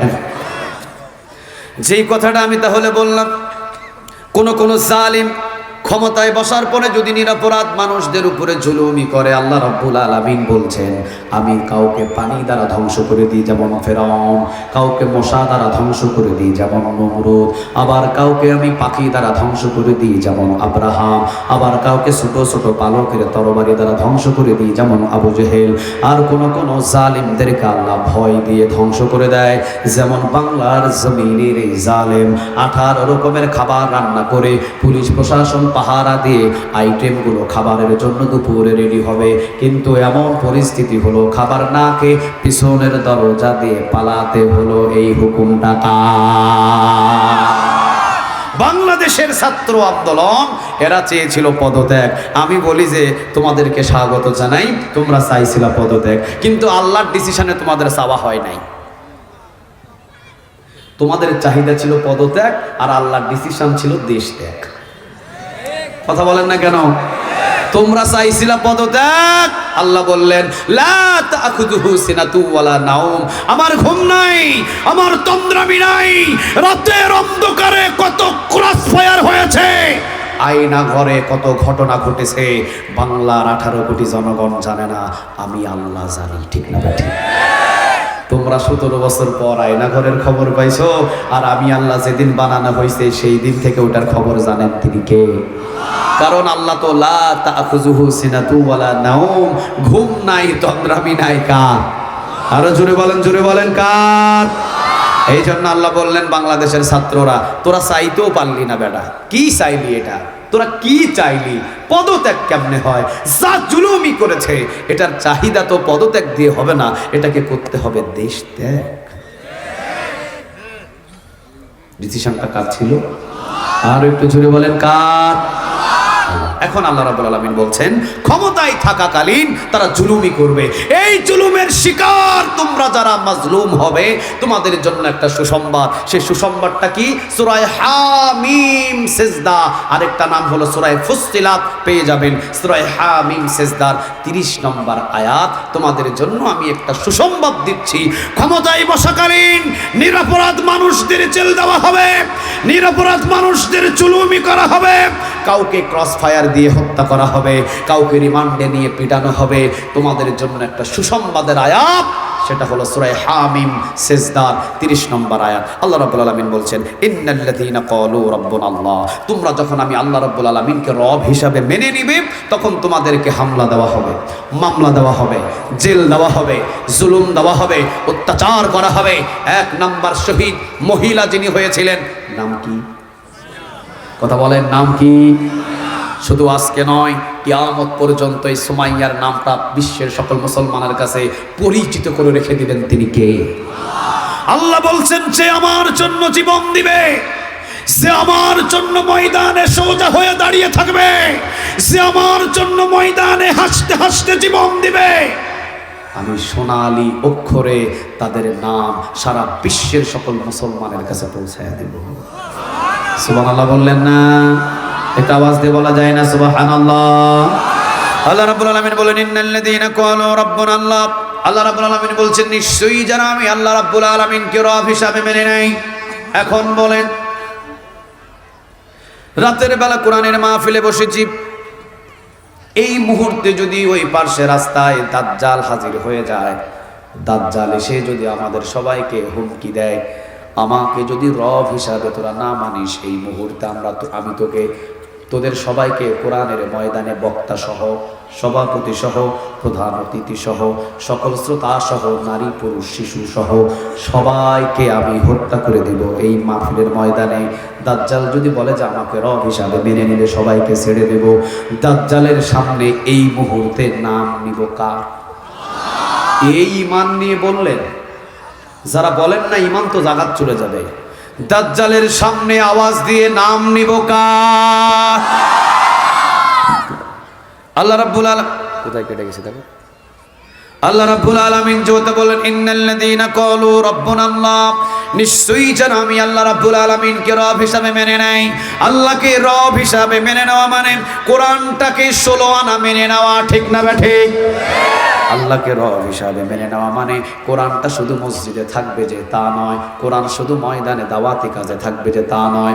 আল্লাহকে যারা রব হিসাবে মেনে নেবে, কোরআনটা পার্লামেন্টে পৌঁছিয়ে দিয়ে কোরআনের রাজ কায়েম করতে হবে, এই হুকুমটাও মেনে নিতে হবে কার? আল্লাহকে রব হিসাবে মেনে নেওয়া মানে ইসলামের সব কিছু মেনে নেওয়া, ঠিক না ঠিক? এখন আল্লাহ বলছেন, ইন্নাল্লাযীনা ক্বালু রাব্বুনাল্লাহ, যারা আমি আল্লাহ রাব্বুল আলামিনকে রব হিসাবে মেনে নেবে, সুম্মাস্তাকামু, আল্লাহ সুম্মাস্তাকামু কিন্তু পরে বললেন, আল্লাহ আগে বললেন ইন্নাল্লাযীনা ক্বালু রাব্বুনাল্লাহ। যখন আমি আল্লাহকে রব হিসাবে মেনে নেবে, যখন বিচার বিভাগে বলবে রবের হুকুমে বিচার চলবে, যখন বলবে পার্লামেন্ট রবের হুকুমে পার্লামেন্ট চলবে, যখন বলবে মন্ত্রীগিরি রবের হুকুমে মানতে হবে, চেয়ারম্যানগিরি রবের হুকুমে চেয়ারম্যানগিরি করতে হবে, মেম্বারগিরি রবের হুকুমে মেম্বারগিরি করতে হবে, সব জায়গায় যখন আপনি রবের হুকুম অনুযায়ী সবাইকে চলতে বলবেন, তখন কিন্তু আপনার উপরে বিপদ চেপে আসতে পারে, ঠিক না ঠিক? তখন আল্লাহ বলছেন সুম্মাস্তাকামু, ইস্তেকামত, স্ট্রেট ফরওয়ার্ড, এই পাঁচটা যেমন সোজা হয়ে দাঁড়িয়ে আছে, সোজা হয়ে দাঁড়িয়ে থাকতে হবে, ভাঙা যাবে না, মস্কা যাবে না, কাত হওয়া যাবে না, চিট হওয়া যাবে না। যে সোজা হয়ে দাঁড়িয়ে থাকবে কার মতো? সুমাইয়া রাদিয়াল্লাহু তাআলা আনহার মতো চিৎকার দিয়ে পড়েন আল্লাহু আকবার। সুমাইয়া রাদিয়াল্লাহু তাআলা আনহা পড়ে নিলেন লা, পড়েন লা ইল্লাল্লাহু মুহাম্মাদুর রাসূলুল্লাহ সাল্লাল্লাহু। আবু জেহেল টের পেলেন, আবু জেহেল ধরলেন, মরুভূমিতে নিয়ে গেলেন। সুমাইয়া বললেন, আবু জেহেল আমাকে কেন নিয়ে আসছো তুমি এখানে? তুমি তো আমার প্রয়োজন সম্পর্কে আত্মীয় হও, কেন নিয়ে আসলা তুমি এখানে? আবু জেহেল বলতেছে, সুমাইয়া এখনো সময় তোমার আছে, তোমাকে তুমি করে সম্বোধন করে বলছি, এখনো সময় আছে, মুহাম্মাদের দল ছেড়ে দাও আর মুহাম্মাদের আল্লাহকে ভুলে যাও।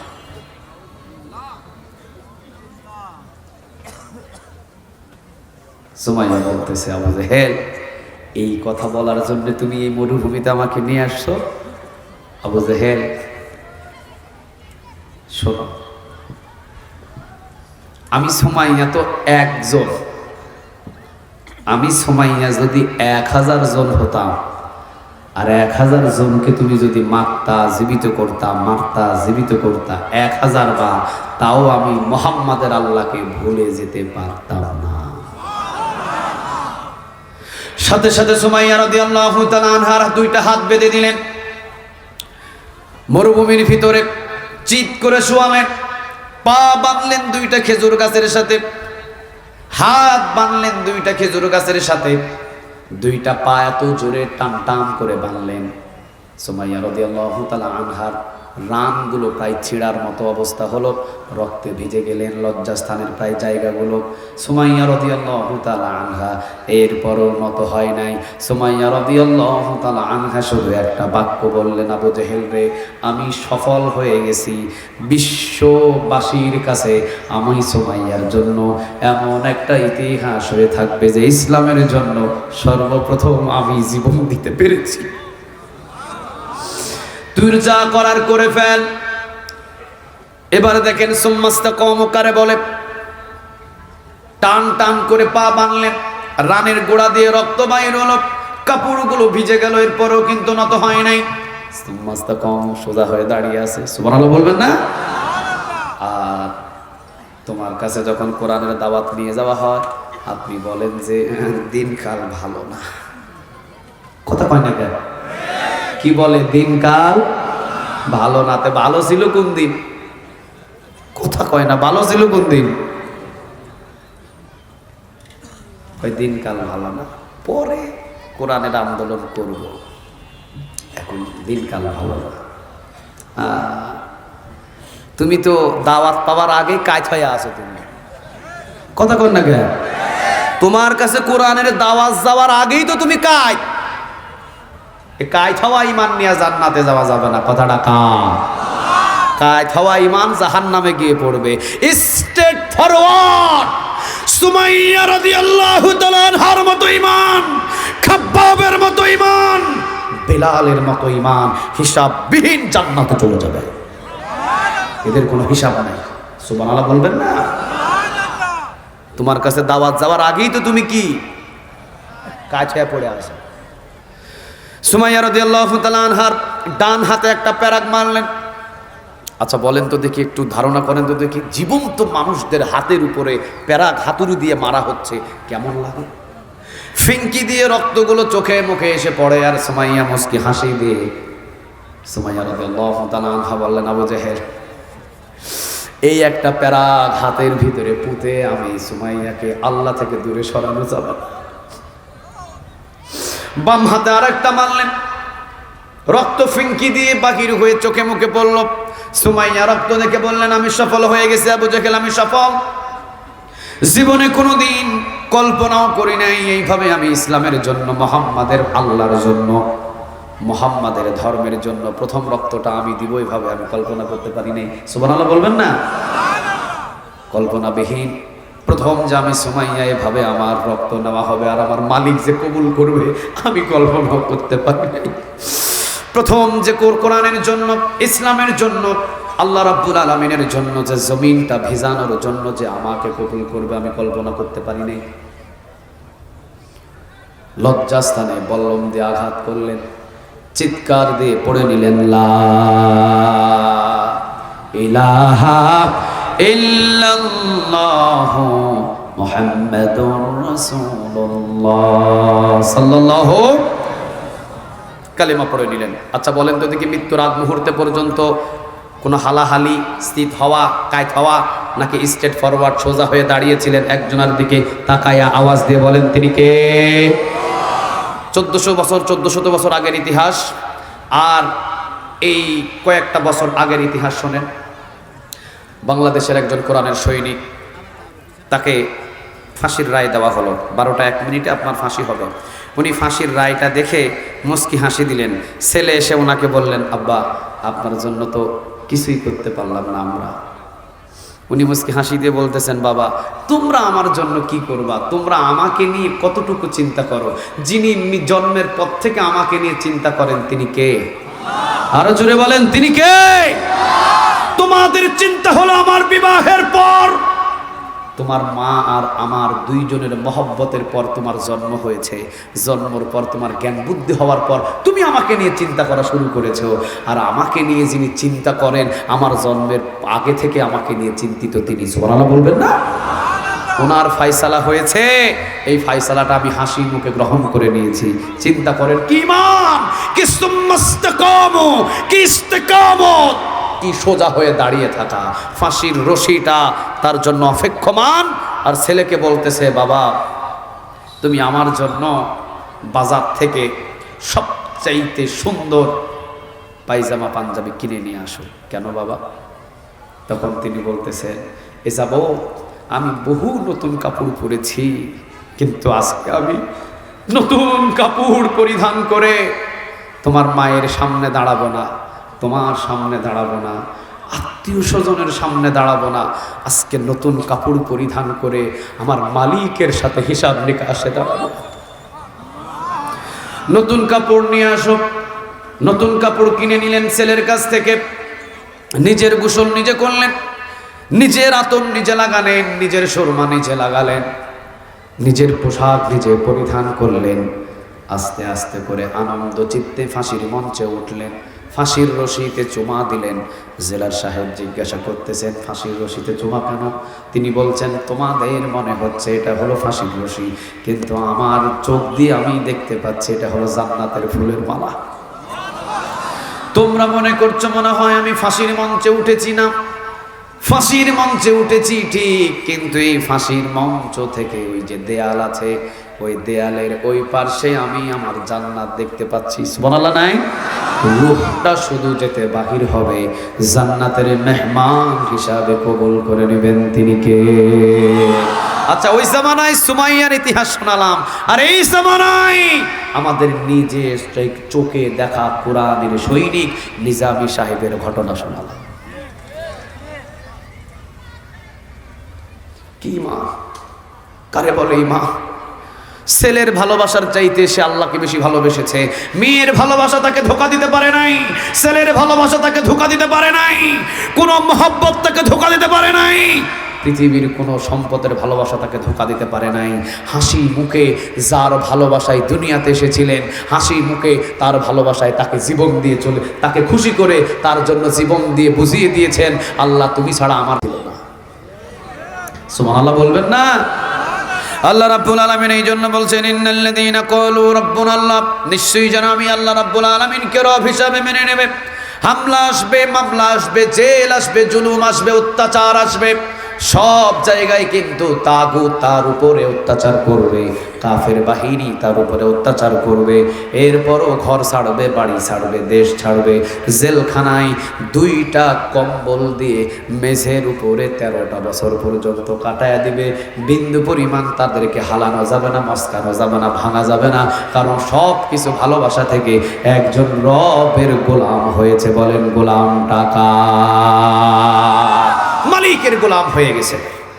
আল্লামা সাঈদ রাহিমাহুল্লাহ একটা ঘটনা জানেন কিনা জানি না, ওনাকে প্রথম বছরে এক হাতে কলম আর এক হাতে খাতা দিয়ে ওনাকে বলা হয়েছিল, এই কলম আর খাতার যতক্ষণ কালি আছে ততক্ষণ পর্যন্ত লিখতে থাকবেন, যত লিখবেন, যা লিখবেন সম্পূর্ণ আপনার চাহিদাগুলো আমরা পূরণ করে দিব, কিন্তু কথা হলো ময়দানে ছেড়ে দেব, আপনাকে আর মাহফিলে বয়ান করা যাবে না। ছেড়ে দিব, ময়দানে কোরআনের ওই হুঙ্কারও দেওয়া যাবে না, আমাদের বিরুদ্ধে কথাও বলা যাবে না, ওই আমাদেরকে মুনাফিক, জালিম, জুলিম এগুলা বলা যাবে না, আমরা যা করি করি। উনি বাম হাত দিয়ে খাতা আর কলম পায়ের নিচে ফেলে কিছুক্ষণ পিসার পরে দিয়ে উনি বলেছিলেন, তোমাদের এই কলম আর খাতা আমার পায়ের নিচের স্থান, আর কোরআনের কথা আমার মাথার উপরে আরশে আজিম স্থান। সুবহানাল্লাহ।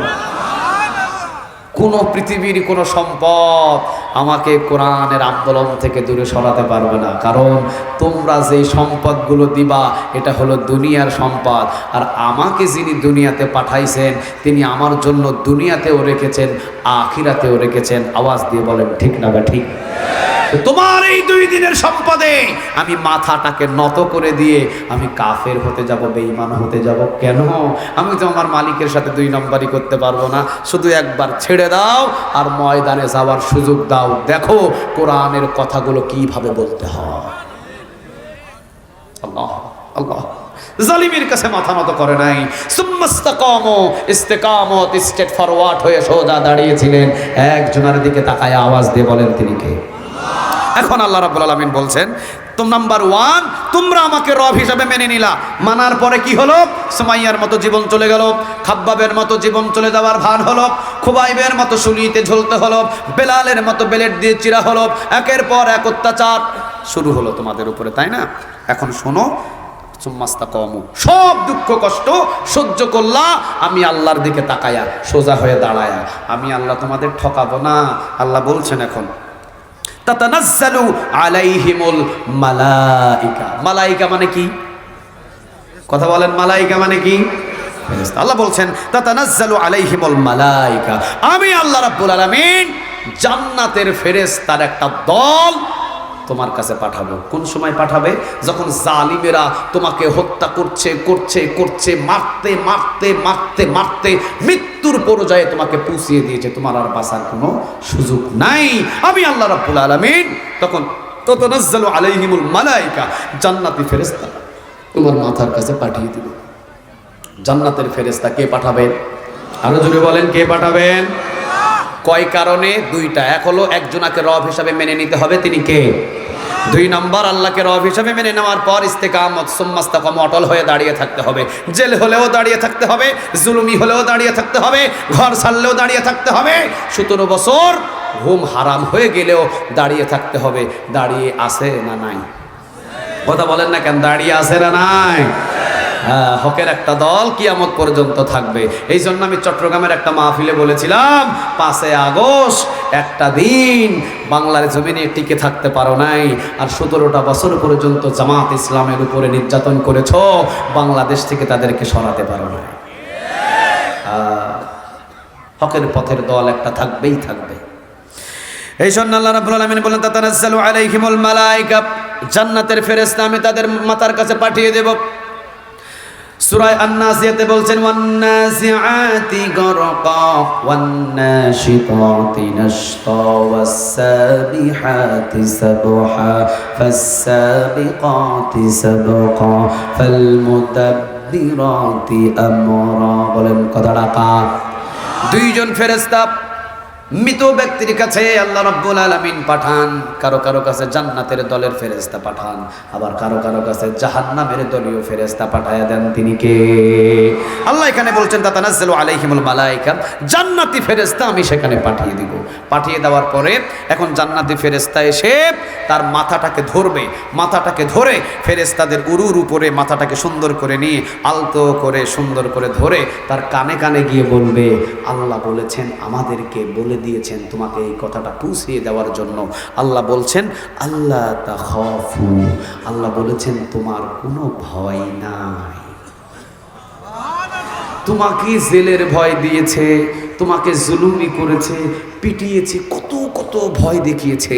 আল্লাহ বলেছেন আল্লাহ তাখাফু, আল্লাহ এখন বলছেন তোমার আর কোনো ভয় নাই।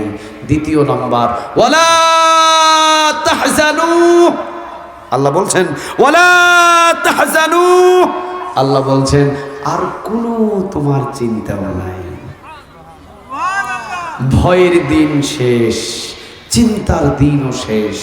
ফেরেশতারা, জান্নাতের ফেরেশতারা বলছেন, 3 নাম্বার, জান্নাতের ফেরেশতারা জান্নাতের একটা ভিডিওর ডিসপ্লে তার চোখের সামনে ধরে তাকে বলবেন, ওয়া আবশিরু বিল জান্নাহ, তোমার মৃত্যুর পর আল্লাহ তোমার জন্য এই জান্নাতের ব্যবস্থা করে রেখে দিয়েছে। জান্নাতের ভিডিওর যখন নিয়ামতের দিকে তাকাবে, জালিমরা ফাঁসির রশি লাগাবে, আর সে জান্নাত দেখে হাসবে। জালিমরা চিন্তা করে, সে হাসে কেন রে, আমরা দিই ফাঁসি, সে হাসে কেন? আল্লাহ বলে, তোরা দুনিয়ার ফাঁসি তার কাছে কিছুই নয়, কারণ তাকে আমি তার মৃত্যুর পরে যেখানে অবস্থান করবে সেই ভিডিও তার সামনে আমি চালাই দিছি। সে এখন জান্নাতের নিয়ামতের খেলা দেখা নিয়ে ব্যস্ত। ও আবশিরু বিল জান্নাহ, জান্নাতের নিয়ামতগুলো নিজে চোখে দেখা শুরু করবে, আর ফেরেশতারা দেখিয়ে দিবে, এইটা তোমার, এইটা এই সাইটে, এটা জান্নাতে এইরকম এইরকম সব কিছু যখন দেখাবে, ও জান্নাত দেখতে দেখতে দেখতে দেখতে ওর ভিতরে একটা চিন্তা আসবে, আমি যদি আরো কিছুদিন দুনিয়াতে থাকতে পারতাম, আরো কয়েকটা পরীক্ষা যদি দিতে পারতাম, আরো কয়েকটা পরীক্ষায় যদি পাশ হতে পারতাম, আমার জান্নাতের নিয়ামত তো আরো বেড়ে যেত। এই দেখতে দেখতে মুস্কি একটা জান্নাত দেখে হাসি দিবে, মুস্কি হাসির ভিতরে তার রূহটাকে নিয়ে চলে যাবেন। তিনি কে? আব্বাজান, বড় ভাই, যুবক ভাই, কোটি টাকার মালিক হতে পারো, দালান কোটার মালিক হতে পারো, মৃত্যুর পরে এই চেহারায় হাস্যোজ্জ্বল চেহারা আনা এত সহজ নয়। তুমি কোটি টাকার মালিক হতে পারো, তুমি এমপি হতে পারো, তুমি মন্ত্রী হতে পারো, তুমি প্রেসিডেন্ট হতে পারো, কিন্তু মৃত্যুর পর তোমার চেহারাটা কুকুরের চাইতেও জঘন্যতম করে দিতে পারেন একজন। আওয়াজ দিয়ে বলেন তিনি কে? আর তুমি রিকশা চালক হতে পারো, তুমি যদি আল্লাহকে রব হিসাবে মেনে নিয়ে সুম্মাস্তাকাম, অটল হয়ে দাঁড়িয়ে থেকে যদি পরীক্ষাগুলো দিয়ে চলে যেতে পারো, মৃত্যুর পর তোমার চেহারাটা এমনি এমনি হবে না। জান্নাত দেখার পর হাসি দেওয়া মৃত্যু তোমার পৃথিবীর সবার সামনে তোমার চেহারাটা হাস্যোজ্জ্বল করে দেখায় বিদায় দিবেন। তিনি কে? বাইতুল মুকাদ্দাসের ইমাম। এখনো ইন্টারনেটে ছবি আছে, এমন একটা মুস্কি হাসি দিছে, মুস্কি হাসির সাথে তার রূহটা বাহির হয়ে চলে গেছে। এটা কিন্তু ইচ্ছা করে এই হাসি নয়, এটা হলো আল্লাহর জান্নাত দেখা হাসি। আমি আর ইতিহাস বলতে পারছি না। হযরত খুবাইব রাদিয়াল্লাহু তাআলা আনহুর জান্নাত দেখে যে তার মৃত্যু হয়েছিল, এই ইতিহাসটা আমি আর টান দিতে পারছি না, সময় আমাকে আর সুযোগ দিচ্ছে না। তো আমরা সূরা হামিম সেজদা 30 নম্বর আয়াত থেকে আমরা বুঝতে পারলাম, ক্ষমতায় বসবে তারা, ক্ষমতায় বসার পরে নিরপরাধ মানুষদের উপরে জুলুমি করবে তারা, জুলুমি করতে করতে তারা দেশও ছাড়বে তারা। কিন্তু আমরা যারা মাজলুম হয়ে অত্যাচারের শিকার হব, তারা একজনের দিকে একজনকে রব হিসাবে মেনে নিয়ে অত্যাচারগুলো সহ্য করব। আওয়াজ দিয়ে বলেন তিনি কে? আর অত্যাচার সহ্য করতে গিয়ে আমরা সুম্মাস্তাকাম, অটল হয়ে দাঁড়িয়ে থাকবো, ভেঙে পড়বো না। তখন আল্লাহ বলছেন, আমি সময় মতো তোমার কাছে জান্নাতের ফেরেশতা পাঠিয়ে দিয়ে 3টা সুসংবাদ পাঠাবো। নাম্বার 1, আল্লাহ তাখাফু, তোমার কোনো ভয় নাই, ওয়ালা তাহজানু, তোমার কোনো চিন্তা নাই। 3 নাম্বার, ফেরেশতাদের সামনে আমি তাদেরকে বলবো, আমার বান্দাকে মৃত্যুর আগে জান্নাত দেখাও, যেই জান্নাতের জন্য সে এত কষ্ট করছে। মৃত্যুর পরে যে জান্নাতটা দেখবে, ওই জান্নাতটা ফেরেশতারা ধরবে আর সে জান্নাত দেখবে, দেখতে দেখতে তার মৃত্যু হবে। আল্লাহ যেন আমাদের সবাইকে ঈমান দান করে, আমরা বলি আমিন। আর একটু জোরে বলেন আমিন। তাহলে যত বড়ই জুলুমি হোক আমাদের উপরে, যত বড়ই নির্যাতন হোক আমাদের উপরে, তাদেরকে শেষ করবেন আল্লাহ। আমরা শুধু সহ্য করব একজনকে খুশি করার জন্য, তিনি কে? আল্লাহ আমাদের সেই ঈমান দান করুক, আমিন। ওয়া আখির দাওয়ানা আনিল হামদুলিল্লাহি রাব্বিল আলামিন। আসসালামু আলাইকুম ওয়া রাহমাতুল্লাহি তাআলা ওয়া বারাকাতুহু।